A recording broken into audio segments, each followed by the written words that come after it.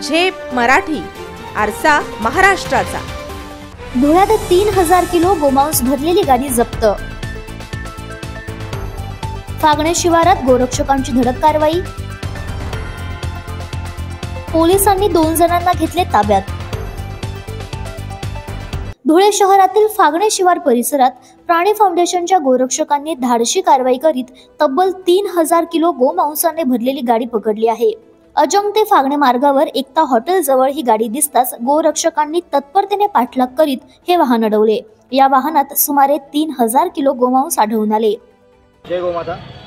आज 19 नोव्हेंबर 2025 रोजी आद्य गोरक्षक श्री शिवछत्रपती गोरक्षा जन आंदोलन व प्राणी फाउंडेशनच्या माध्यमातून धुळे जिल्ह्यातील जे सराईत गो तस्करी जे धुळ्याहून मुंबईपर्यंत गोमाची वाहतूक करून नेतात, तर त्यांची गाडी पकडण्यात यश आलेलं आहे।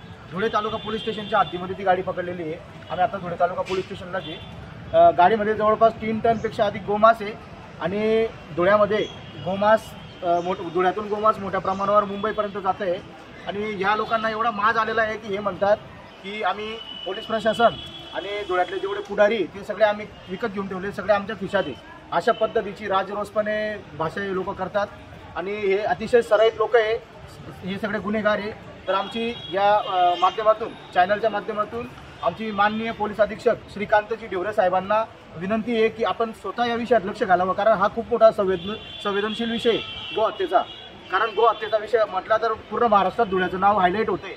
तर आपण या विषयात लक्ष घालून आणि सर्व आपले जेवढे बी अधिकारी आहे, जेवढे पण वेगळे वेगळे पोलीस स्टेशनच्या हद्द आहे, सर्वांची एक मीटिंग घ्यावी, सगळ्या PI सगळ्या अधिकाऱ्यांची मीटिंग घ्यावी आणि या विषयाला काहीतरी एक भक्कम आधार द्यावा आणि गो हत्यामुक्त धुळं करावं ही आमची अपेक्षा आहे। जय श्रीराम। पोलिसांनी वडजाई रोड परिसरातील समउद्दीन रहीमुद्दीन शेख आणि नदीम सलीम कुरेशी या दोघांना ताब्यात घेऊन वाहन जप्त केले। वेगळ्या आणि ताज्या बातम्यांसाठी पाहत रहा झेप मराठी, आरसा महाराष्ट्राचा। संपादक प्राध्यापक अनिल चव्हाण, धुळे।